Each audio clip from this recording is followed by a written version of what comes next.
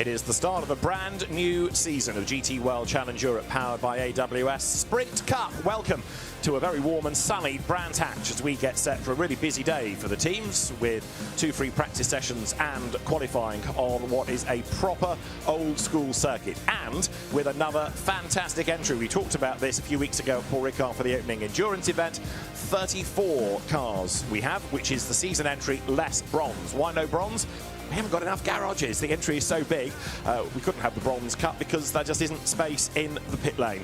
As I say, it's a really warm day. It has been a really nice week in the UK for weather. Track temperature 20.1 degrees, and it's a 1 hour free practice session that we're getting set for. That'll be getting underway within the next 5 minutes with the silver graded drivers heading to the circuit first. There you can see the teams in the pit lane getting ready. They'll cycle the cars through shortly, put the warm tyres on, and then send drivers out. The keen fans have been here nice and early, keeping an eye on support race qualifying. Now they're getting ready for our first look at GT3 machinery. And the Brands Hatch Grand Prix circuit is one for which qualifying is always hugely important. Big, wide GT3 cars on an old school circuit means that overtaking is not that easy, and we'll touch on this in a few more moments, but qualifying is when the pressure is on to get a car good for qualifying. Well, this is where the process starts with the free practice sessions. The Brands Hatch Grand Prix circuit bathed in sunshine, and the teams, as I say, will be heading to the circuit shortly. Not all, because the first element of this is going to be for the silver graded drivers. David Addison trackside, and I'm delighted to be joined for FP1 by Jared Waberski, somebody who we've seen in World Challenge last year, but also this year in British GT, part of the SRO GT Academy. Jared, welcome to the booth, welcome to Brands. Yeah, thank you for having me. It's truly special to see GT racing from the other side today. This circuit, let's just touch on Brands Hatch, because it is, I think you describe it to me as an old school circuit, and it's, from a driver's point of view, pretty daunting in places. Yeah, this is definitely one of my favourite tracks. Proper old school, super narrow, not much of runoff. So especially for these practice sessions, it'd be good for everyone to get their eye in and test the limits without going too far before qualifying. A silver graded driver, let's just touch on that. What is a silver graded driver? How do you become silver? Yeah, so silver graded drivers are, like myself, younger, aspiring pro factory drivers. That's our plan. So we're graded under the SRO and the FIA categorization, and it just gives us a chance to compete against the pros and race in the same championships and still have our own race at the same time. So all these silvers are all aspiring pro drivers. And this silver-only element to a practice session is probably quite welcome, because you can process what you're doing without having to get out of the way of the pros who are on a mission. Yeah, it's super helpful. I mean, when I learned about it this morning, I thought it was a great idea, especially on a smaller track like this, Brands, with a lot of cars in GT World, so it makes a big difference to get a little bit of time and get 2-3 laps in per driver to try and ease into it and then crack on this afternoon. There you can see the back part of the circuit and the Dingledale Stirlings section, that slightly banked corner. And as you can see, the fast lane is now open. Cars starting to get ready at the end of the pit lane. The other teams putting tyres onto the cars. So we will be getting ready for the start of the session very shortly indeed. Now, before we do get into the session, very sad news reached the paddock just a few moments ago of the passing of Alex Zanardi, who died this morning. Alex, a Formula One hero, an IndyCar hero, but Brands Hatch, of course, a very special place in his history, not just through motor racing, but it was here that he became a Paralympic gold medal winner in 2012 at the London Games in cycling, which he, after circuit racing, dedicated his life to. And although after a recent accident he'd been in poor health, the paddock will much miss Alex. He was a part of GT World Challenge going back a decade or so ago for BMW, and the paddock will come together to remember Alex Zanardi.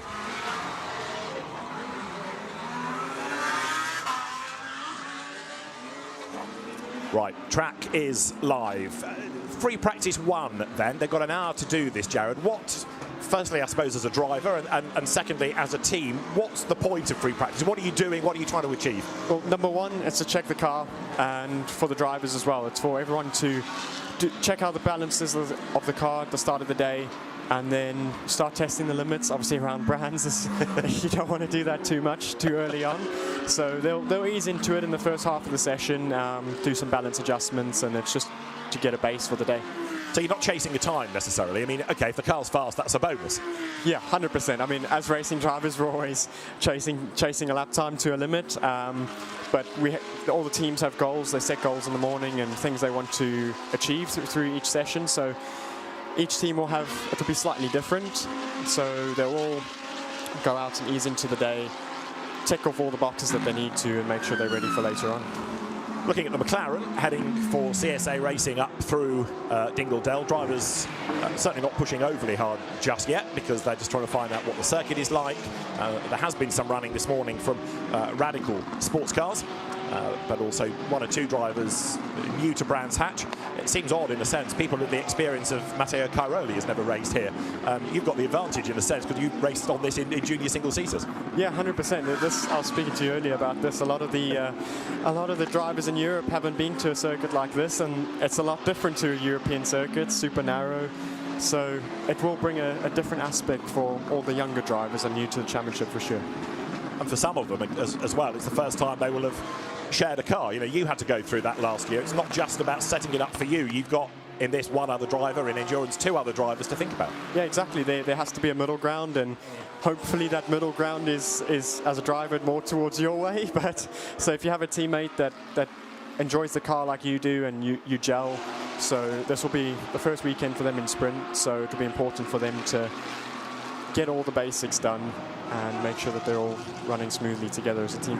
Sure. Oliver Söderström you're looking at, number 21, in the Comtu Aston Martin, car that he shares with Arthur Dorisson, who is another newcomer to Brands, to GT racing, so he's got an awful lot to learn.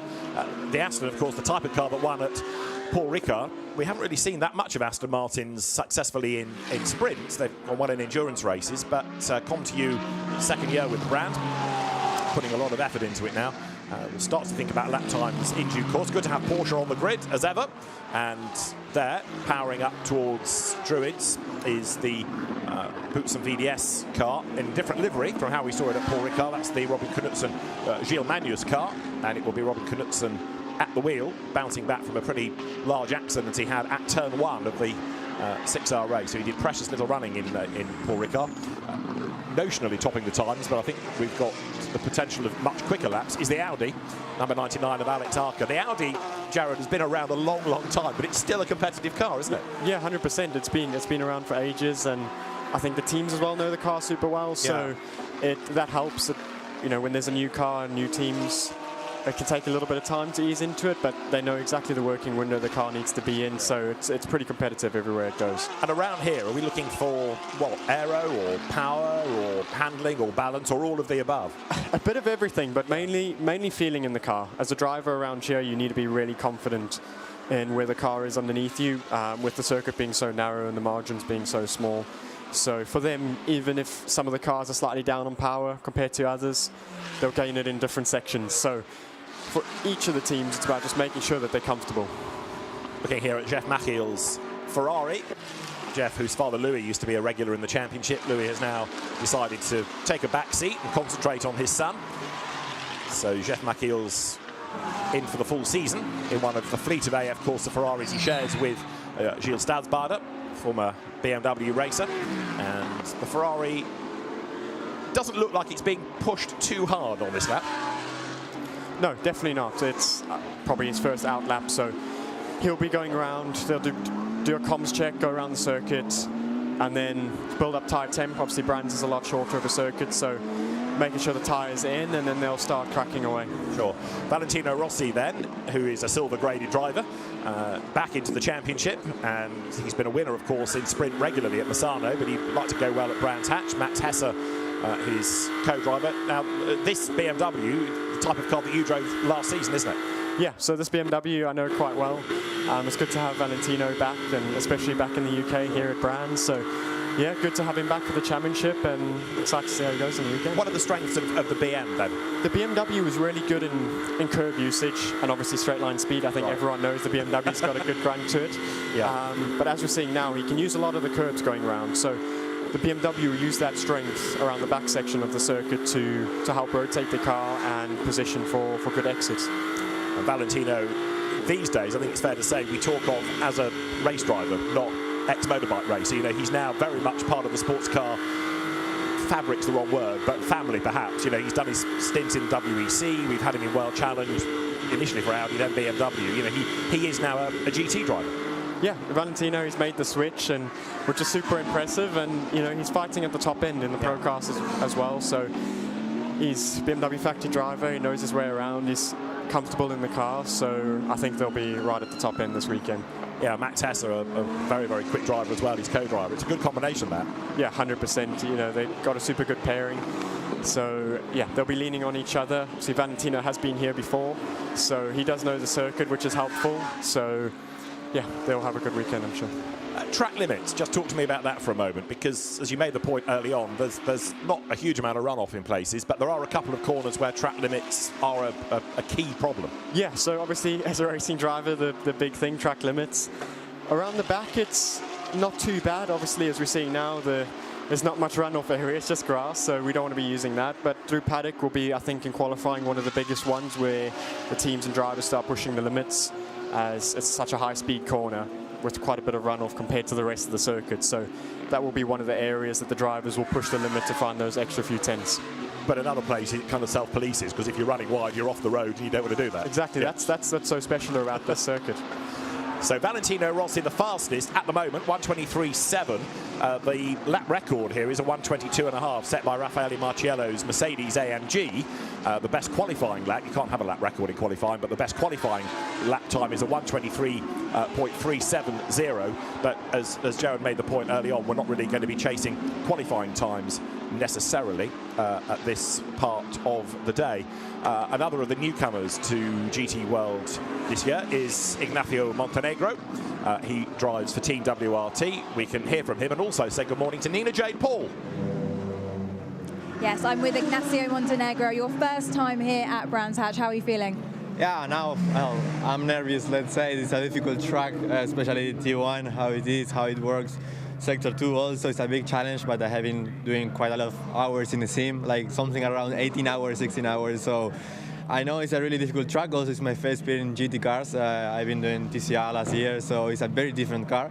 But let's see how it's going. I think we have a really strong package, so I'm really happy also. My teammate is a really good guy, really good driver, so let's see how it's going. Thank you. Best of luck. Thank you so much. Bye-bye.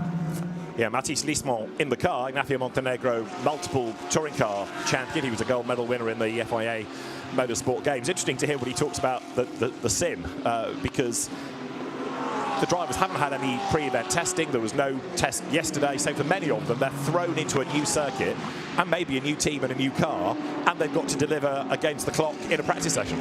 Yeah, that's the thing. So preparation away from the circuit is almost more important than anything else. So the drivers, like you were mentioning, on the simulator, pounding around, trying to get used to, pick up visual cues. So when they come into FP and pre-qualifying later today, they're straight into, they know where they're going, they know what they need to be doing, they know it's about getting the car in the right window and then just focusing on extracting the best lap for them.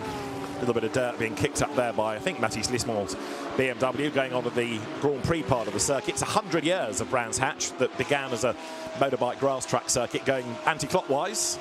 Boy, how it's evolved. Formerly one of the circuits that hosted the British Grand Prix and European Grand Prix, in fact, by title. Number 30 BMW then through Westfield, where the road drops, then climbs the other side. The mechanics looking on at WRT, Valentino Rossi's crew, looking at the fact that his car is still the quickest. And we are having inevitably quite a few track limit warnings, most of which are at Graham Hill Bend, where you can run a little bit wide, and obviously if you overstep the mark, then you're in trouble. The McLaren here of Louis Pret coming towards us. Now, Pret's been quite either savvy or lucky here, depending on your point of view, in as much, Jared, he's got clear track space around him, nobody in the way. Yeah, this is perfect for him. He's pushing hard, as you can see, a lot of curb usage, so he'll be coming up to the final corner now, pushing as much as he can. He's got clean track space, so he should get another clear lap as well. As a driver, this is the dream, really. This is what we all hope for. Qualifying, I know we're not there yet, but it is hugely important because these are big cars, and overtaking around Brands Hatch ain't that easy. No, 100%. Qualifying is I'd say, the most important part of everyone's weekend. And with there being so many cars, getting clear track space in qualifying will make a big difference on where they qualify. So it'll be something for the drivers to practice in the free practice sessions today, is practicing getting clean air. And the other nice thing about sprint in terms of the pit stops is that they are what you might call a natural pit stop, quick as you can. So the guys that have to change tyres in the car in the pit stop, there is much part of the win as drivers, because their work is so important. In endurance, it's to a time. Here, flat out. Exactly. So that's what makes sprint so special. It's all about, you know, the driver coming in, stopping at the right point, then all the mechanics executing the job correctly. The release, and with the pit lanes being a lot smaller, that adds another element into it as well. So there's a lot into it, and the pit windows will definitely play a big part of it. Yeah. Valentino Rossi down the pit lane, watching him at work. He's peeled off the circuit, but his work isn't necessarily over as he comes down the pit lane. There's still processes to go through. Yeah, so coming down the pit lane, depending if they're doing a driver change or not, he'll be loosening his belts. This will be their first time down the pit lane, so they're picking up on some visual cues here as well, so when they need to turn in for the pit boxes, making sure they stop at the right point, and now they'll just be talking with the engineer and making a plan for the rest of the session. Valentino, as the only silver graded driver in that car, will stay in. He can't give it to Max Hesse because he's, not yet at least, not in the first 30 minutes, because he's at a higher grade. Valentino perhaps getting the sweat out of his eyes. It's pretty physical and very hot in these cars. Yeah, especially for England, it's good to see the sun out. But yeah, in the cars, it's super hot. The temperatures do sky rise, so for them, it's about keeping cool. There's some of the teams run drink systems, some don't in sprint. So for them, the training before is super important. Yeah, because it's, as we say, a circuit with lots of undulation, so it is fairly physical. And Valentino Rossi is currently the fastest, looking at number 59 on screen. Sorry, 58 on screen, the Louis Pret car. The sister car is one of the McLarens that Dean McDonald will be behind the wheel of. We can go to the pits and hear from Dean with Nina Jade. Dean, your home race this weekend, on a weekend where the track is celebrating its 100th anniversary. What does this mean to you? Yeah, it's always special to come here. You know, I think as drivers, we love just to drive here. It's not often you get to drive on the Grand Prix each year, so it's quite limited, but it's always great fun. So, yeah, hoping for a good weekend. Brilliant. What are you hoping to get out of this session? At this session, just to sort of settle into a rhythm. You know, none of us drive here so much, so it's just going to be a case of getting some laps in and getting comfortable with the car, the track, and all that kind of stuff. But yeah, I think just take it one step at a time. Thank you, Dean. Thank you. Yeah, Dean McDonald, very rapid driver, and there's confirmation of 100 years of Brands Hatch that has passed through different owners. It's had an amazing history, and drivers that have raced here still talk about what a challenge it is, and there are plenty of newcomers season on season that turn their first laps and come out wild-eyed. I think you were saying when you first went through paddock in a racing car, it was quite a corner. Yeah, this track is so unique. Like I was saying to you, the first time I went through paddock in a single-seater, my head was looking at my lap on the first lap. So I think for a lot of these drivers, they'll get that sinking feeling on the first push lap through paddock. Just caught a glimpse of the Grand Prix circuit looking down from the drone. This is part of the Grand Prix loop, where you look at the number 66 Attempto run Audi. This is Andrea Frasinetti at the wheel of the car, going up towards Westfield, riding the curb. But the Audi has always been a really user-friendly car, it seems. Yeah, 100%. It's got a good front end. It's quite well balanced. Can use the curbs very good, as we've seen him using. So I think the Audis will be at the pointy end of the weekend. Onto the grass, and he's got it all wrong, and he's in the gravel, he's in the tyres. That was down to him, wasn't it? Yeah, and you could see on the entry of the corner, he just clipped the grass on the right-hand side. Judged the turn-in point a little bit wrong, and that shows at Brands Hatch, once you make a little mistake, it's costly. Going to be a red flag, I would have thought, to get the car out of the gravel. He's okay, thumbs up, but he's not going to reverse out of there. He's done the tyre wall. Just talk us through it, Jared. Yeah, so coming in, you can see just goes over the white line onto the grass. At this point now, he's a passenger. The rear steps out, and that's it, really. There's nothing he can do. There's not a lot of time, and he's just staring at the wall now. a really tricky one, and unfortunately that's Brands Hatch for you. Well, we said it could bite, there's the evidence. But, I mean, it was only marginally onto the grass, wasn't it? But yet, as soon as you do that, the car's just gone. That's the thing. The track here is so narrow. There's no big curbs on the exits to give you space for. So a little mistake like that, and in a corner like that coming out of the Elite, you're swapping over from the one side of the track to the other. So it's quite easy to go too far, which is what we've just seen. So Frasinetti off at Sterling's then. And they'll get the car back, but how much damage that will have done. Sometimes it can be deceptive, can't it? Because you think, oh, that was a fairly light touch. But actually, there's so many things, so many pipes and hoses and other bits behind the bodywork that even a relatively gentle knot like that can do a lot of damage. Yeah, to these cars, it does a lot. They're strong cars, but they're traveling at high speed, and that's something. And the barriers do their job, and as you can see, the car's crunched against the barrier. So, like you say, it's all the little things that the team have to check, and that takes the time. So when they get the car back, they'll be taking it apart. The big panels are quite easy to fix. It's all the little hoses that will take the time. And you've got to get the gravel out of it. And also the fact that this is a free practice session means that the clock carries on ticking. So that 30 minutes afforded to the Silvers is still happening, but they can't circulate. So it's eating into the laps that you could have done. Yeah, this is time lost. And for all the drivers that are new here, this makes it a lot trickier for them. So now it gives all the other teams a little debrief, so they can check with their engineers and find out a few areas where they can improve, and then it will be time for the other drivers to hop in soon. I think Valentino Rossi needed that drink. He actually snatched it off the mechanic, didn't he, as he offered it to Valle. But, yeah, hard and hot work inside the car. And it's still early in the morning. What are we at? Just approaching 10 o'clock here at Brands in very, very high temperatures. There is a threat of rain for this afternoon and indeed for tomorrow. But right now, it's hot and hard. Now, is that the Audi coming back down the pit lane? Have they got it out of the gravel? No, I think it is still in the gravel bed. That's the last car. Yes, it is still in the gravel trap. So driver is there, and the snatch vehicle is now on hand to lift the car, put it back on the tarmac, and then we'll possibly get an idea of just how much damage has been done. But big frustration for the Attempto team. And Frasinetti, another driver with limited Brands Hatch knowledge, has just discovered one of the pitfalls. So the clock ticks on down. Valentino Rossi, the fastest, 1:23.7, only 100th quicker than Kobe Powerful's in the number 7 Aston Martin that he shares this week with Nicky Tim. And then Alex Arca's Audi, 3rd fastest. Let's go back to the pit lane, because for the Get Speed team, Bartone brothers, Anthony Bartone and Aurélien Panis, who we can hear from, he's with Nina Jade. Aurélien, previous race winner in your silver class last year. What's going to be the biggest challenge this weekend? Yeah, sure. The goal is to try to do the same, for sure. It's always a big challenge on this track, to be honest. We just finished the first run, a lot of traffic. It's quite low grip, so it was quite tough. And everything is today, because we have the qualifying tonight. So it's really important to have a good day today. And let's see tomorrow, for sure. We will fight, try to fight for the win, for sure. Best of luck. Thank you. When you're in a silver car, like Aurélien Panis, are you thinking purely silver battle, or are you always with an eye on where you are overall and what you might gain? As a driver, you're always looking where you are overall, especially as a silver. You're here to try and prove yourself. So not every session is important, but every time you get out the car, you have a look at the leaderboard and see where you are. And that's what makes GT World Challenge so special, is you get the chance to race against the best of the best in GT racing. So. Sure.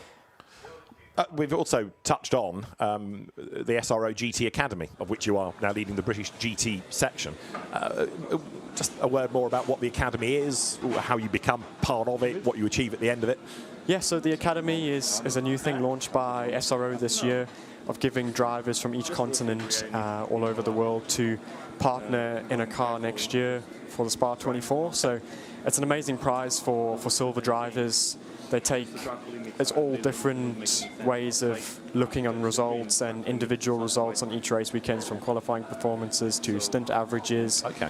And then they end up picking, they have a little leaderboard at the end of the year, and they pick the quickest from each continent, and they put us all together in a car at Spa. So it's something I'll be pushing this year for, and super grateful to to have the opportunity to fight for this prize. And it's all looked at your lap times, your results, not your co-driver helping you. It's purely focused on you as an individual. Exactly, and that's where it's a little bit different to GT racing, is most of the time you have a teammate, and a lot of the result is it's how you do together. So this is really personalized to how you do. So it's something that if you're having a tough weekend, it's still making sure that you do your job and try and maximize everything you can out of it. Now, you're doing British GT this year with Barwell, for Lamborghini, but still with an eye on coming back to GT World Challenge Europe, I guess. Yes, so competed in the Endurance Championship last year. This is, watching this is where we want to be, against the best. So it's good to come down to brands and have a look and speak to a few people. And it's good the Academy is giving me the chance here to meet people outside of the circuit as well. So, yeah, well, fingers crossed, we'll see you on a Spa 24 grid, for example. There is the Audi out of the gravel. We'll try and assess the damage in a moment. But before we do, let's get back to the pit lane. Chris Lallam here this weekend. Let's hear from him with Nina Jade. Chris, you started front row here last year. What's the realistic target for this weekend? I mean, the target, of course, is to do something similar again. I mean, we have to wait and see. Honestly, I don't really know where we could stand. I'd like to think we'd be on the sharp end, but we'll find out in maybe 30 minutes. Well, good luck. Go well. Yeah, thank you so much. Yeah, Chris Lallam, who, of course, was a Ferrari driver and an Aston Martin driver last year, different car for sprint and endurance, now very much a Mercedes AMG driver, part of the Verstappen.com team, sharing with Danny Juncadella, who we've not seen in sprint for quite a few years, although Danny has been a DTM race winner here. We touched on sims earlier on. I mean, Chris Lallam's a fine example of the importance of a sim, because, yeah, okay, he's a very good real-world racer, but so much of his initial success was in esports. Yeah, he built his name and got connections through esports, and it's super competitive nowadays. Ever since COVID, esports has really blown up, and he's an example for aspiring racing drivers and racing drivers in itself of how we can use it as a tool. So, yeah, it's great to see him on the grid, and great to see that Verstappen's given him the opportunity, and he's using it. And lots of attention, of course, around that car, the Verstappen.com Mercedes. Lots of attention around this as well. The return of Christopher Hauser to sprint, sharing with Simon Reicher. And Christopher Hauser has won pretty much everything there is to win in GT3 and with Audi. I mean, you cut Christopher Hauser in half and it says Audi in the middle of him. He is very much a loyal servant to the brand. And he and Simon Reicher have made a very good partnership in International GT Open, and then coming into GT World Challenge Europe a couple of seasons ago, and back now for a full crack. Let's get back down to the pit lane. Another man to watch this weekend, Gilles Magnus. He's with Nina Jade. Gilles, first sprint race of the season. What does a good weekend look like for you? A lot of points. That's what a good weekend looks like for me. Yeah, here in Brands Hatch is always nice to get started. The track is maybe the most difficult one of the season as a driver. It's very tricky. It's challenging. Robin, my teammate, has never been here, so yeah, it's going to be a tough one. We are aware of that, but we're going to have a lot of fun. That's for sure. Best of luck. Cheers. Thank you. Yeah, talk about a tricky circuit. Andrea Frasinetti will confirm, won't he? His car out of the gravel, the Italian GT Sprint champion of 2023. And there is the car. Doesn't look that badly damaged on that right front. No, it doesn't look too bad at all. So hopefully the team should have it fixed pretty quickly, and they'll review the little mistake and reset and go in the next session. But having said it's not too damaged, I just wonder whether that right front wheel is slightly buckled and slightly at an angle. Maybe he's tweaked the suspension on that car, but yeah, Arkin Arka's team will set to work and get that car out. It's shared with Ariel Levi, who's a Porsche champion. So two drivers that really need the mileage, and this is a big blow, isn't it? Because if the car's in the garage, you ain't getting the miles. No, 100%, and that makes it difficult for his teammate as well. Yeah. So we weren't long into the first session, so limited mileage then again. So it makes the next session even more important. In the Gold Cup, Romain Andriolo, who was in the gravel in a Ford Mustang here last year, and the much underrated Simon Gachet. That could be a good partnership to watch within Gold. Drivers sitting and waiting. What can you do, if anything, in a red flag situation like this? Is there anything positive you can achieve with the team?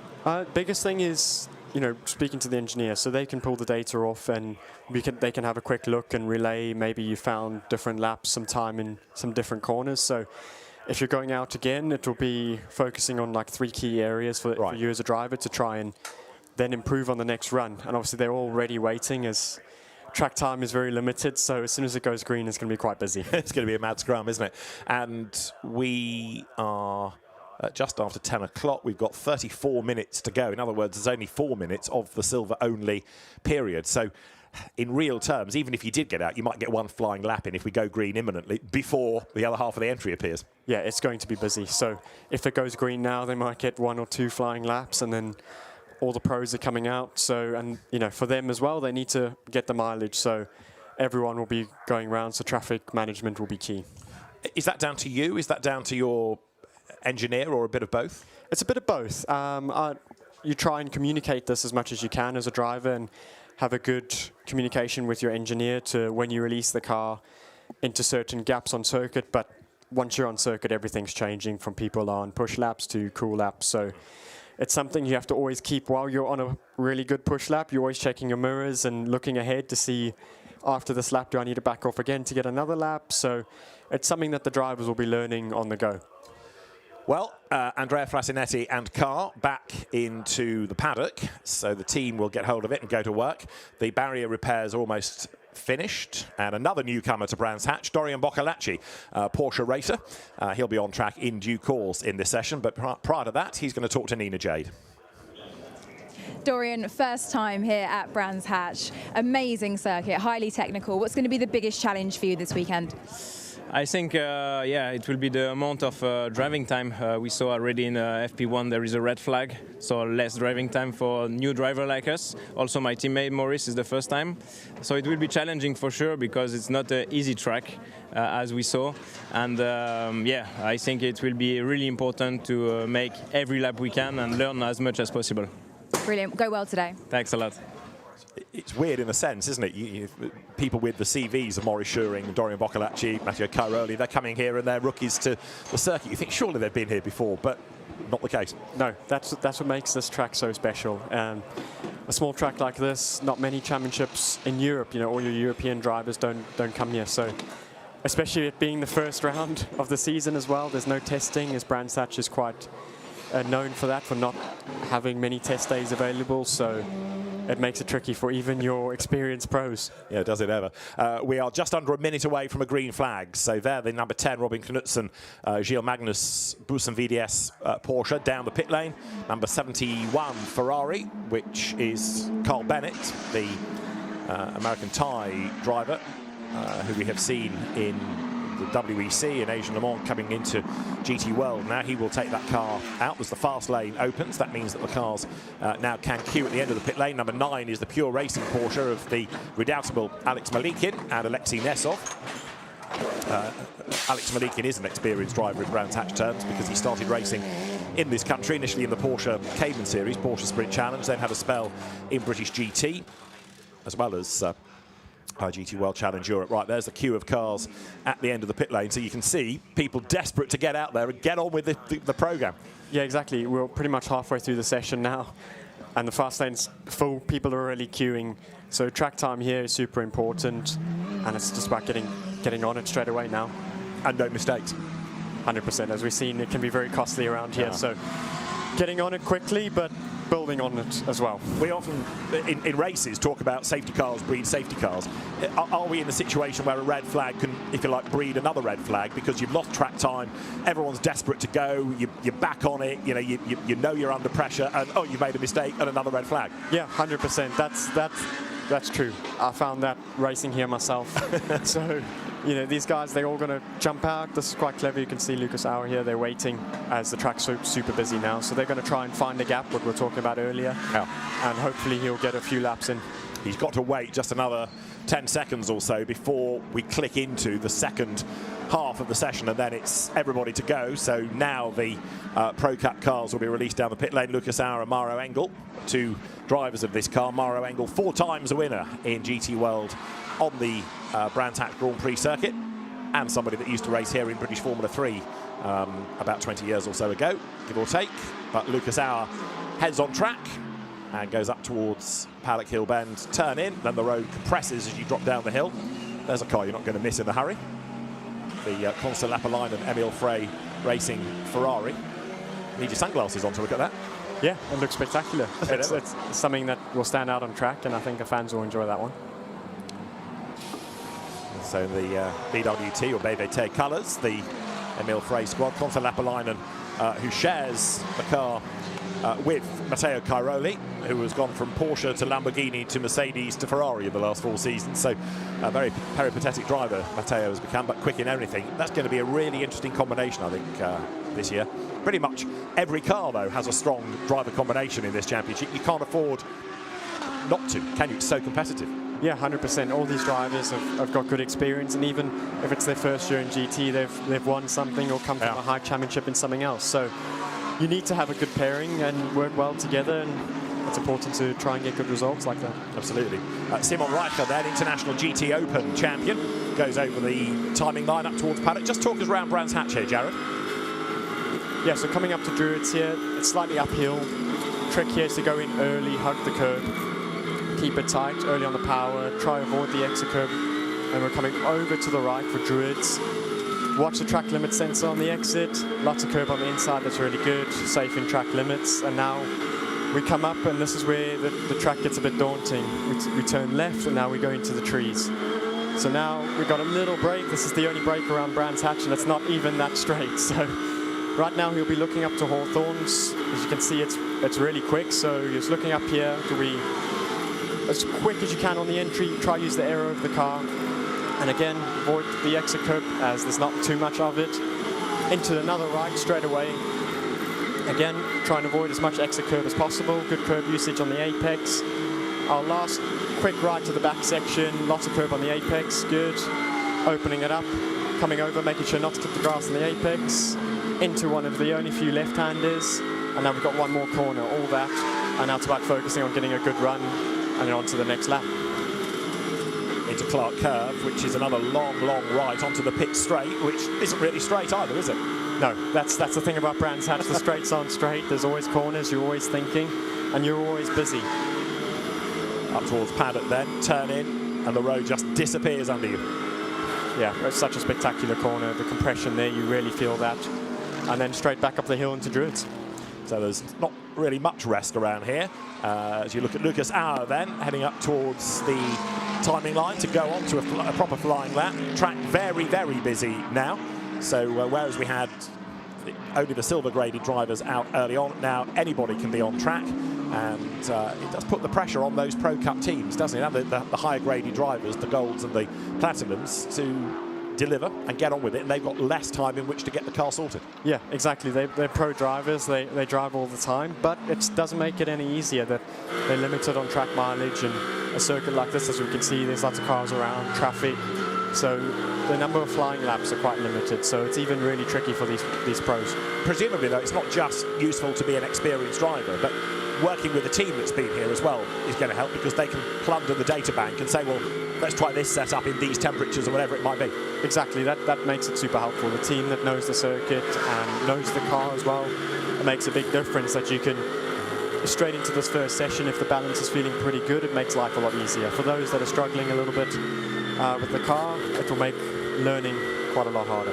A lot of dust being kicked up in the face of Lucas Auer. It's another of the Mercedes, I think, as he comes through Sterling's. Yeah, it's number 3, which is Chris Lullen, who's ahead of him, and it was Chris kicking up the dirt. So the two Mercedes run out of different teams. This is the Winwood Racing car, and Lucas Auer fighting it a little bit into Clark Curve. So maybe this isn't the most compliant of Mercedes AMGs just yet. He goes over the timing line. Kelvin van der Linde, by the way, has gone fastest in BMW number 32, the WRT entry. Look down from the drone, that almost flattens paddock, but it is far from it. This steep climb up towards Druids. And then, as Jared Weberski was saying, you want to turn in early, hug the curb on the inside, and Auer is actually catching Lullen on track now. Yeah, you can see he's catching him, and this is probably going to ruin his lap, so he's going to have to back off if Chris lets him go, which he does. So as a driver, you're really thankful for that one. Doesn't happen often. So Lucas Auer given the track position, and now he storms on. He's on the Grand Prix loop. He's chasing after Mikey Porter in the McLaren just up the road ahead, turning into Hawthorns, which is another pretty steep climb. But again, Auer seems to have sort of 2 bites at getting the apex, like he did at Clark Curve. He's having to really hustle this car. Yeah, it seems he's struggling a little bit at the moment, and I think obviously he is still building into it. It's only his second push lap, so I think hopefully as the session goes on, they'll find a bit more time and they can work with the engineer on fine-tuning the balance for them. So out of Stirling's, that slightly banked cambered corner, down now towards Clearways. Meanwhile, WRT will cycle through drivers. I'd mentioned that Kelvin van der Linde was fastest aboard number 32. Charles Weerts will be the driver that takes over that car. Valentino Rossi is second fastest. Max Hessen not having yet got aboard, but his time is due. And 34 cars have now, so therefore everybody, been seen in the session. Frasinetti 33rd, the last of those to have as yet done a time. They're heading up towards Druids is number 32, Kelvin van der Linde. This is the quickest car in the session. And as Jared was saying, the BMW well suited to Brands Hatch, and WRT, one of, if not the, top team in GT3 racing. Yeah, I mean, they've been doing it for so many years. They did well here last year, so they know the car very well. They know the circuit, as we mentioned before, so it looks like they're off to a strong start, and it seems like they're quite happy with the cars. The lap times look really good. So for them, it's just about chipping away now. Kelvin van der Linde, who has been a champion in this last year in sprint, as well as GT World Challenge Europe overall. He's been Intercontinental GT champion last year. He's twice a winner of the German Championship. He's a winner of the Nürburgring 24 Hours twice. The DTM supporting Volkswagen Sirocco Cup, South African Volkswagen's a double champion in that. And I suppose really he was one of the forerunners, wasn't he, of this next wave of South African talent coming over to go into GT racing. He was one of the trailblazers. Yeah, he is. He's been a big help to me, him and his brother, Jordan, as well. So it's good to see the South Africans going well, and yeah, the next wave are trying to follow in their footsteps. Well, the British GT Championship title this year wouldn't go amiss, would it, if we could work that for you? Yeah, that would be good. So hopefully we can start tallying them up. Absolutely. We have got Jordan Pepper. He is here sharing with Amaury Cordial in number 31 BMW. As you see there, Matthias Zagazzetta, who has been to Brands Hatch before, racing in British F4 junior single-seaters, but now the Peruvian driver making that switch to GT3 machinery. So BMW, Aston Martin, Ferrari, Audi, Ferrari is the top six. Consolappalainen, Ferrari fourth, and Ben Green's Ferrari sixth in the times, as Zagazzetta and Tommaso Mosca go through the driver change, with now just under 22 minutes to go. This hour flies by. Yeah, it goes super quick, and for the drivers even quicker. As you can see, the track is, everyone's pretty much on circuit now. Finding clean air is super tricky, so as we can see, they're pushing the limits. Yeah, that's Amaury Cordial in number 31, the Corey Shetty, Jordan Pepper. 21, Aston getting out of the way up the road. That's Arthur Dorisson now at the wheel, new to Brands Hatch, new to GT3 racing, so Arthur feeling his way in. But yeah, Amaury Cordial, who's a Spanish F4 champion of years past, really pushing on, coming to GT3 this year. He was in Formula 2 single-seater racing last year, so pretty big contrast. Yeah, it's a big difference. I've been competing on the high end of the single-seater route. So making the switch to GT is a bit of learning that you have to do. So, but I think they've done lots of testing and they looking pretty good so far. We've got Porsche up to second. Ricardo Feller, who's a Sprint Cup champion in his Audi driving days, he's up to second in the Lion Speed car. He shares with Bastien Boost. Meantime, Kelvin van der Linde morphs into Charles Weerts. Really good combination of drivers, this, isn't it? Yeah, and they've stuck together. They won the Sprint Championship last year. Yeah. They race in endurance as well together, so they get on well. They know each other from the Audi days as well. So when you have a good driver pairing like that, it's really good as a team. And like we were talking before, developing the car. If you both like it a certain way, everyone just goes quicker. Yeah. Thomas Neubauer here in number 50 Ferrari. He was a winner at Brands Hatch as a silver driver going back a good few seasons. But Thomas Neubauer, very accomplished, perhaps doesn't quite get the credit he deserves, but is very, very rapid, and he comes then underneath the bridge. He shares with Arthur Leclerc as well, so that's a good combination. If the Ferrari is the right car for Brands Hatch, they could be in the mix. Yeah, I mean, statistically, the Ferrari should be quite good around here. It's a high aero car, it's good in the corners, so I think when it comes to qualifying, when we see the true pace of all the cars, that they'll definitely be up there. Yeah, I think you're right. Yeah, Mercedes 8 times a winning brand here. Ferrari only 2, but it's normally a car that is there or thereabouts, to use that cliche. It's always in the mix. And right now, Constellapper Linen's Ferrari is the best at 5th, Ben Green's 7th, and Neubauer here only 16th. So you get the feeling there's more to come from this car. Yeah, I think so. Obviously, depending on what tyres they're running, fuel mileage, whatever the plan is, it's all a little bit different for each of the teams. So they might just be allowing the drivers to ease into it. Obviously, only 20 minutes left. So depending on their plan, they don't have much time left to get going. Now we're looking at the Aston Martin here of Gaspar Simon, who is the first winner of the SRO GT Academy. So he is part of that program that you were discussing. So fascinating to see how he gets on this weekend. Yeah, it's good to see him here, and it's good to see the Academy, and it's allowing drivers to build their way up into the SRO ranks and compete against the best in GT racing. So it's proof that it works. Yeah, it's really good. He's sharing this car with Maxime Robin, who is another experienced sports car racer. But for Gaspar Simon, the main aim is to be a class winner, not make mistakes, not disgrace himself, do good lap times, yes, but you know, he's aiming for a Silver Cup win. Yeah, so aiming for Silver Cup, and obviously trying to just showcase his talent. That's what it is. He's won the prize. He's been given the opportunity to do GT World, so it's a good opportunity for him to build on that and develop his skills. Coming now down through the right-hand of Hawthorns, along that short Derek Minter straight up towards Westfield. Get the feeling there's a lot of learning going on here. I'm not being rude to Gaspar Simon, but he looks as though he's sort of at 9/10, not absolutely flat out. Yeah, as you can see, he's probably building into it. It's the first session of the day. It's the smarter thing to do at the moment. You want to build into it, get a couple laps under your belt. After the session, you can sit down with all the engineers and then just have a look on where you can improve and have a bit more confidence. And that, I guess, is where a sim works as well, because if you're thinking, well, I'm a bit nervous through, I don't know, Paddock Hill Bend, you can just do paddock, reset, do paddock, reset. Yeah, I mean, simulators have developed so much over the years, and like you say, that's literally how you can do it. You can do a corner on repeat. So I bet a lot of these drivers have all been on the simulator. Even the ones that have been here many times will just try and prepare as much as they can, because as we heard over all the interviews, it's still a super tricky circuit. Sure. And actually, to that effect, the fact we've only had one drama is quite impressive. And it wasn't that major. I mean, the Attempto team might argue in terms of it not being a major drama, but it set their run plan back a little bit. But, you know, we've had sessions where we've had far worse. Actually, though, quite often that's because it's been a damp circuit, you know, because it's been not great weather. Here, track in perfect condition, the runoff grass is absolutely bone dry. Yeah, like you said, some of these teams now, they've seen the red flag, and I think they're doing the right approach, building into it, getting good laps in under their belt, and trying not to have another red flag, as that will hinder their performance later on today. Mauro Engel has now taken over number 48 from Lucas Auer. Nice little drift there, using the curb. Just about inch perfect, using all of the curb but not the grass, and then just letting it bleed back onto the circuit. That's perfection.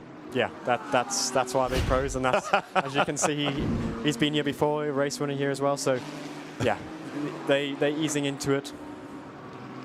Having said that, it's looking a bit dirty and dusty coming out of Sterling's. More dust left on the ground. As you look at number 52, Gilles Stadsbader. He has taken over that car from Jeff Machiels. We saw Jeff Machiels at the start of the session, and as Stadsbader goes over the line, let's hear from Jeff Machiels in the pit lane with Nina J. Paul.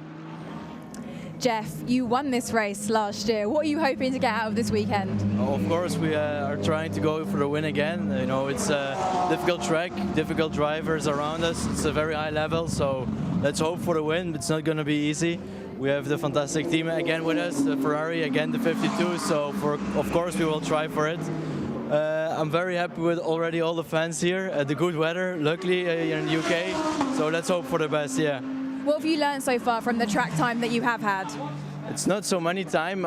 It's last week I was in Imola, and I learned here that it's very narrow. The track is with a lot of bumps, so we have to be careful with this as well. Yeah, I'm very excited. Yeah. Go well. Thank you very much. Thank you. Jeff Machiels, another busy GT driver, now that GT3 cars are eligible for the World Endurance Championship. I'm getting a bit worried about number 54 Porsche, because it's only done 2 laps in the entire session. That's the Tanat Satran-Tirancourt Loris Cabiru Porsche, and it has not done a lap time. It's sort of staggered into the pits and out and back in. So there's a problem, certainly, for Dynamic GT and a car that's sitting in the pit lane. And for that to effectively write off your session, it's sounding like a serious problem. Yeah, it's for them, it will be quite heartbreaking to not do any representative lap times. it will put them on the back foot going into the next session as the pressure's on even more. Yeah. So all the learning all the other teams are doing now, they'll be one session behind, and yeah, hopefully they can get it sorted and get it all good for FP2 and then on to qualifying. Sure. Gilles Stadsbader, meanwhile, we're looking at in number 52 Ferrari. So Charles Wirtz from Bastien Bus, from Max Hesse, from Niki Team, cycling through different drivers now. So not necessarily those drivers that have done the time, but that is the order with the current driver aboard. Mauro Engel 8th, but there's a bit more to come. And the session has got just 14 minutes remaining. And again, dust being kicked up. I suppose because it is so dry, you don't have to run very far wide to kick up the dust, but it does show how hard people are trying. If the weather does change, of course, for tomorrow, anything they've learnt today in terms of setup just goes out of the window. And you could go into tomorrow a wet day, which is what one of the forecasts is saying, with absolutely nothing to go on. Yeah, and then it's a big reset button for everybody. And for people that haven't been here before or driven the track in the rain, then it's a big learning curve, especially in the race. So for them, it will be just bowling every lap and just trying to push the limits and still trying to score some good points. Cool. So Stadsbader comes down through Clark Curve. Then, working on today's focus, can't worry about what might be tomorrow. You've just got to get the car set up for today, where we're pretty much guaranteed it's going to be dry all day, hopefully all the way through qualifying as well. McLaren then gets out of the way, as you see the Matteo Cairoli now driven Ferrari heading up to Druids, and this is coming up towards Sterling's. This is the car that's 7th in the times, Thierry Vermeulen. The Red Bull colours, the link being, of course, that it's Thierry's father, who is Max Verstappen's manager. So that's always been the link between Thierry Vermeulen and the Red Bull colours up towards the exit of Clark Curve. He comes. Interesting, though, now that Max isn't including him in the Verstappen.com racing programme. He thinks that Chris Lullen perhaps is a quicker driver, maybe. Yeah, I mean, he's got a few drivers to pick from. Chris has done a really good job, and so has Thierry. So it's something, I think they've definitely got a bigger plan in the picture. Yeah. So over the next year or so, I think it'll be quite good to see what they end up doing. Of course, we also had Lance Stroll taking part at Paul Ricard, which was quite an interesting arrival into the championship. And I think he's got his eyes on a bit more as well. I mentioned that number 54 Porsche, which hadn't gone out. We understand it's electrical that has prevented it from going out, and that's perhaps the worst problem you can have, because trying to chase the electrical problem, it could take forever. Yeah, it could be anywhere in the car. It could be a little button, or it could be in the wiring loom under the engine. So, yeah, it's a bit tricky for them. You see the driver's still in the car, ready to go if they do figure it out. So, yeah, they'll be doing as much as they can, running diagnostics on it, as you can see, and hopefully they can get it sorted soon. Yeah, Loris Cabarrou sitting there ready to go. Porsche engineers as well as the team mechanics try to sort this and look at all the data. You don't need a toolkit, you just need your laptop these days. Plug it in and see what error code comes up. Yeah, these cars are so advanced nowadays, and yeah, hopefully it is something as they can just hit reset on the computer and reset the error, and hopefully they don't have the car in parts for the next session. Yeah. But bearing in mind it's been there pretty much for 50 minutes, you get the feeling this is serious stuff, don't you? No wheels on the car, tyres still in the ovens. So 54, the Dynamic GT Porsche, sad to say, going nowhere. Meanwhile, there is the Mercedes AMG of Anthony Bartone, the American, whose family came from drag racing. Anthony Bartone's been a regular in GT World and also the Asian Le Mans Series, for example, always with Mercedes AMGs run by Get Speed. And he is coming under attack on track. Loris Spinelli, by the look of it, is behind him in the number 163 Lamborghini as the session approaches the last 10 minutes. So now drivers with a limited amount of time in which to do the mileage. When you get to the end of a session like this, does the focus change? Do you now think, OK, we'll do a dummy qualifying run, or would that come maybe in the second session? I think probably in the second session. It depends really on the team's run plan. So as we could see with the red flag, that would have limited some of the mileage for the drivers. So I think this first session was just about getting everyone, both drivers, a couple of laps under their belt, and something that they can review and look to try and improve for session 2. Anthony Bartone into the pit lane. He gets to the pit lane speed limit line, virtually comes to a dead stop, doesn't he? And then 50 Ks must feel incredibly slow after what you've done on track. Yeah, the speed difference is quite a lot, but so in saying that, with the pit lanes being a lot small, that 50 Ks, and when you're loosening your belts, trying to prepare for the pit stop, which has to be quick, time does fly by, especially when there's cars pulling out and cars pulling in all the time. You have to be at high alert all the time. Sure. Now, this is the pure racing Porsche that's leading in silver. Alex Malikin at the wheel of it, sharing with Alexei Nesov, two experienced drivers. Alex Malikin, who again has done a massive amount of racing in a pretty short space of time, but goes really well. And that pure racing squad back into the championship. He's been a Bronze Cup winner in the past, has Malikin. It is now, well, the timing screen says it's Malikin in the car, and the Lumi rank says it's Alexei Nesov, so take your pick. But another car running wide at Sterling's, just kicking up the dirt a little bit there. Out of Clark Curve, up towards the line. And let's see whether this is going to be an improvement. And up to 12th in the times as it broke the beam there. Rides the curb a little bit on the inside of paddock, so into the last 9 minutes of the session. Good to have Porsche, one of the key GT brands, of course, within GT World. Christopher Hauser's Audi, incidentally, has just got itself up to 6th in gold. The car has just pitted. The class being led here by Dylan Pereira, sharing with Alex Arca. And it's Alex's dad's team that operates the car, the Attempto Racing squad. But Dylan Pereira, another very experienced, very successful driver, largely in Porsches, but increasingly now proving he can go well in other brands. That's, again, I guess, one of the key factors to being a good GT driver. Some get picked up by a team or a manufacturer early and stay there, but perhaps in the last few years there has been a shift of people stepping from one brand to another and proving they're not just, if you like, a one-trick pony. Yeah, I mean, a lot of the teams, like you say, a lot of the drivers have been there for years and years and years, and then they get the opportunity to drive for another brand, and then they prove that they weren't just quick in that brand. Yeah. So the cars are a lot different, but with their experience and working with the teams at this level, they can adapt what they need to and maybe unlearn certain things from different cars. It's true, yeah. It's not just about learning a new one. It's forgetting what you had on an old car. And here's Charles Weerts. He's about to make a move. No, he's not, against Loris Spinelli. In fact, he backs out of that, doesn't he? Yeah, that's an example of the traffic here at Brands, and he can't leave a big gap now as the Ferrari's coming up behind him, so you'll try push on again and hopefully get a clear lap. So it's up towards the line, a circuit he knows pretty well. Mauro Engel, in the meantime, has just gone up to 3rd. Now let's keep an eye on Charles Weerts. Having made that space, gets the feeling in your brain that he's going for a serious effort here. Let's just follow him. He looks good at Druids. Yeah, it looks pretty good. Obviously, the disruption before clearly hasn't made any difference to him. He's pushing hard and pushing the limits on track limits as well on the exit of turn 3. So, yeah, last few minutes of the session, and they'll be trying to get the last little bit of data that they can.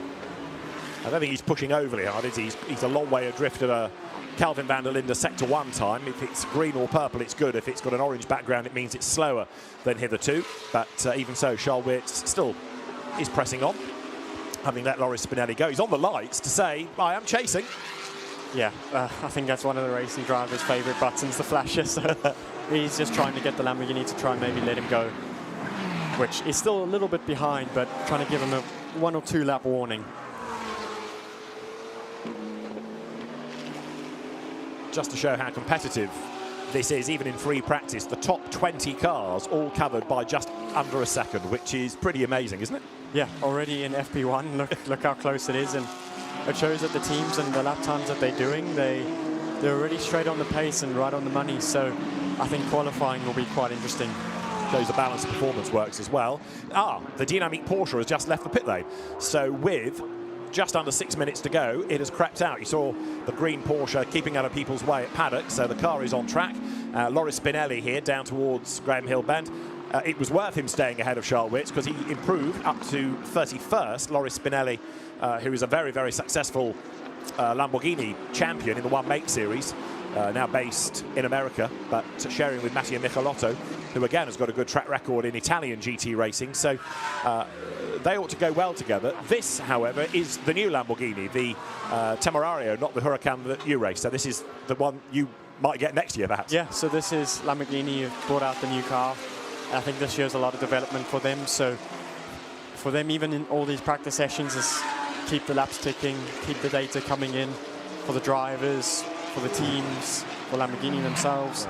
It's all development in these early stages, so they'll be looking on every way they can improve. And trying to, yellow flag being waved there. So somebody has had a drama, presumably it's Sterling's full course yellow.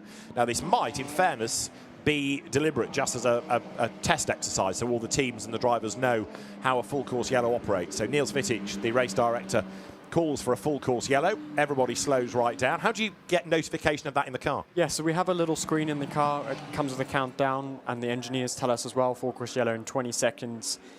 And then from 10 seconds, as soon as all the yellow flags come on the track, we can still drive quick, but we have to then watch the screen and not go over 80k once you hit 0. So you try and push the limit as much, but if you go that fraction too far, it can be a big penalty. So it's about gaining that risk versus reward. So it is a test.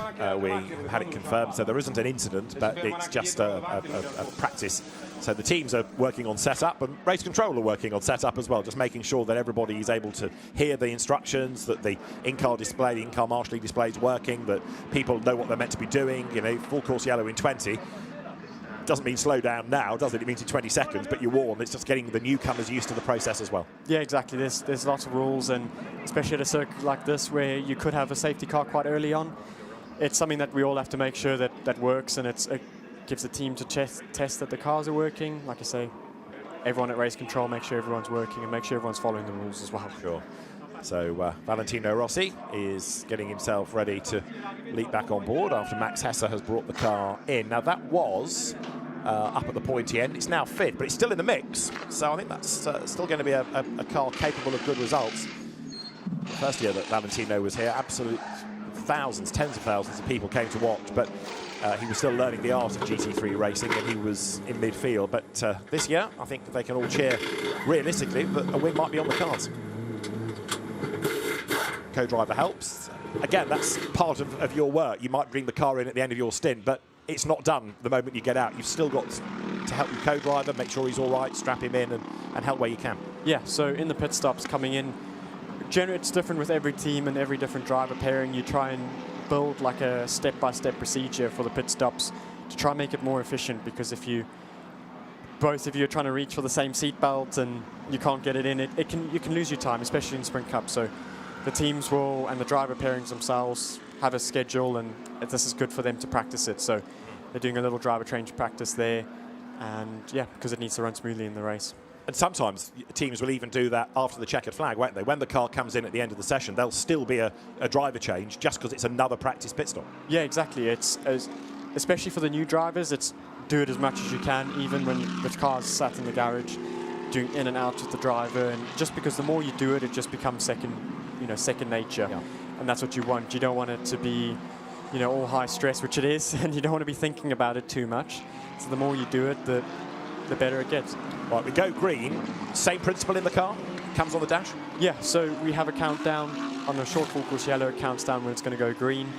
It doesn't give you a big warning, so eyes are ready on watching the display and waiting. As soon as the green light comes on, we're off the full course yellow button and back to racing speed.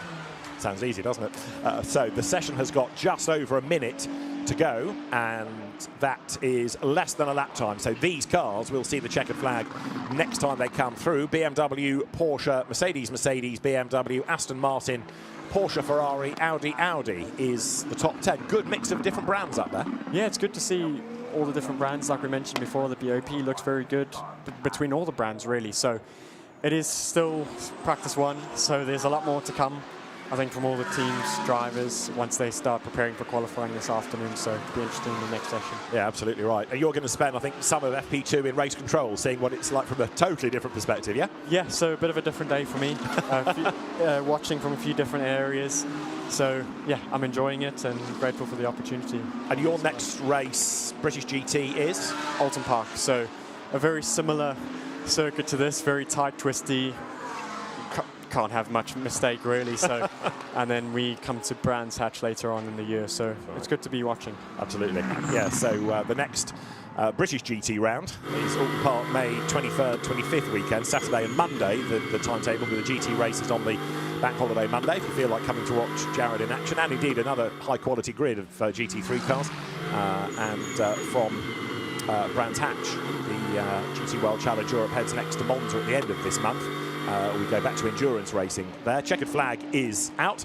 And of course in June, the last weekend of June, it is the CrowdStrike 24 Hours of Spa. Tickets are on sale, so if you've not been before, you really ought to come. It's a mega event, and why not make 10 days of it, because British GT is there the week before, so you can have an absolute festival of GT racing. Checkered flag then to Nicky Tim in number 7 Aston Martin, the winning car from the endurance race at Paul Ricard. We haven't seen Nicky in sprint since about 2015, but it's good to have him back. The charismatic Dane. Danny Junqueira, before he pitted, got the Verstappen Mercedes up to 4th on his return to sprint. And Dorian Boccolacci, one of the rookies here, up to 7th in the times in the Boots and Porsche, so going pretty nicely.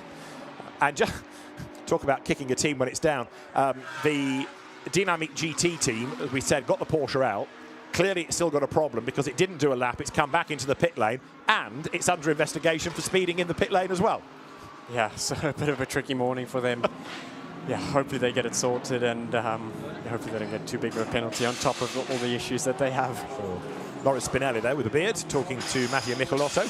A little bit frustrated, I think, those two, about being 32nd, but the Temerario, the new Lamborghini, does have a lot of development still to come. I think lessons were learned at Paul Ricard, but there's another big step still to make. This is Luca Engschler in the Retronic Racing entry. Remember, they were the winning team, Retronic, in endurance in GT World Challenge Europe last year, but they switched from Porsche to Lamborghini for this season, and perhaps sacrificing a season, knowing that it's going to be a development year. Luca Engschler and Patrick Niederhauser are the two drivers. Luca Engschler, part of the CrowdStrike 24 Hours of Spa winning team last year, alongside Jordan Pepper and Mirko Bortolotti. Into Sterling's comes the car. From certain angles, it doesn't look that different from the Huracan, but under the skin, I think it is very different, isn't it? Yeah, speaking to a few of the different drivers that have driven it, it's quite a lot different. Obviously, a different powertrain. I think the roll center of the car is a lot different as well. So it's going to be a big learning for the team. So down the pit lane, everybody comes. They've taken the checkered flag. And Charles Weerts, Kelvin van der Linde top the times. It was Kelvin that did the time. Charles Weerts, fresh out of the car. Let's get to the pits and hear from them with Nina Jade. Charles, 4-time sprint champion. You've stood on the top step here before as well. Does that add more pressure? I mean, at the end, yes and no, because whether you won or not, you still want to win in the future. That's what matters. In the past, nobody really cares. So obviously, our goal is to win this race and have a good start of the championship, because every point is super important with the level we have on the grid this year. And so we really try to maximize the package we have, and hopefully, we can be rewarded with a win. You were the quickest car on that circuit out there today. Is this a BMW track?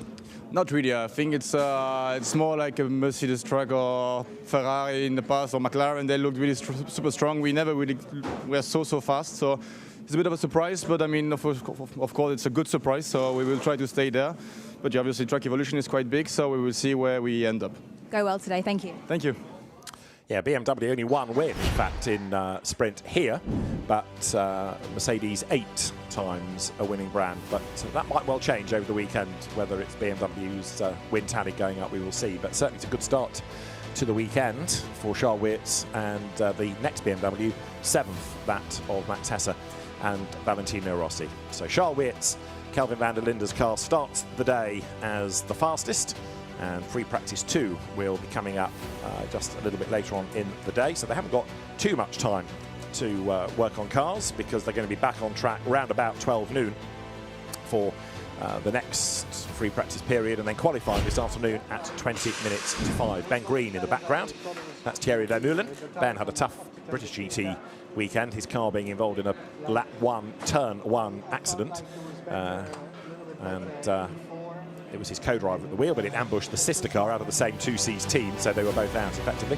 At the end of FP1, Charles Weerts and Kelvin van der Linde topped the times then, ahead of Simon Reicher and Christopher Hauser, with Ricardo Feller and Bastien Bus third. Lucas Auer and Mauro Engel the 4th quickest, from Danny Junqueira and Chris Lullam.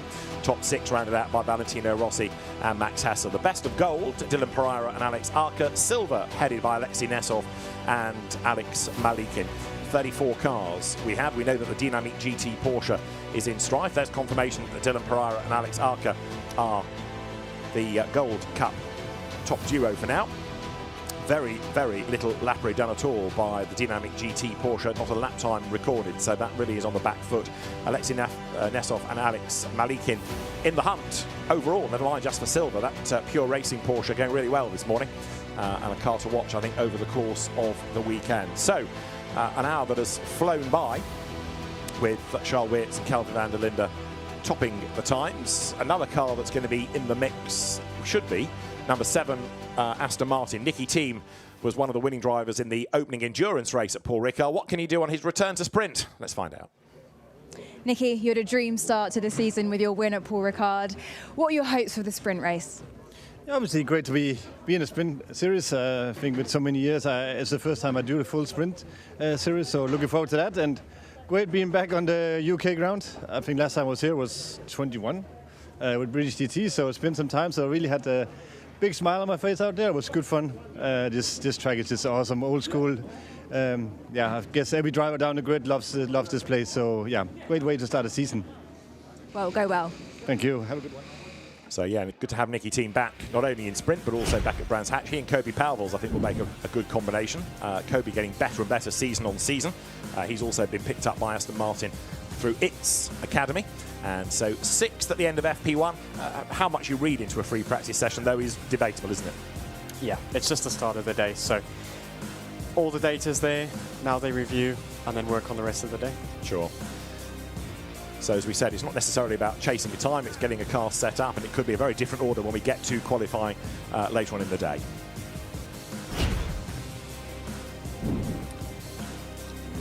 FP1 at Brands Hatch for our opening round of GT World Challenge Europe powered by AWS. Sprint Cup began with the silver graded drivers only. They had the track for half an hour. Amongst them, Valentino Rossi, who was right at the sharp end of the times early on.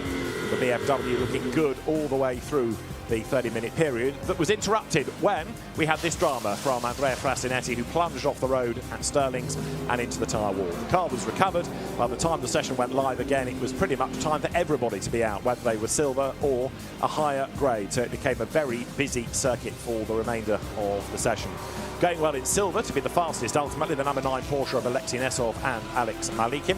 Dylan Pereira and Alex Arca were fastest in gold, and 6th overall was the car that won at Paul Ricard in the opening endurance round. Nicky Thiem at the wheel. Thomas Neubauer going well for the AF Corsa Ferrari squad.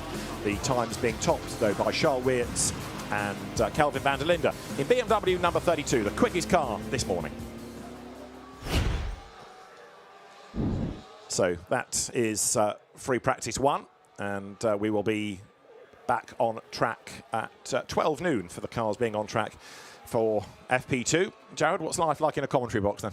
Yeah, I've enjoyed it. Thank you very much. It went by very quickly.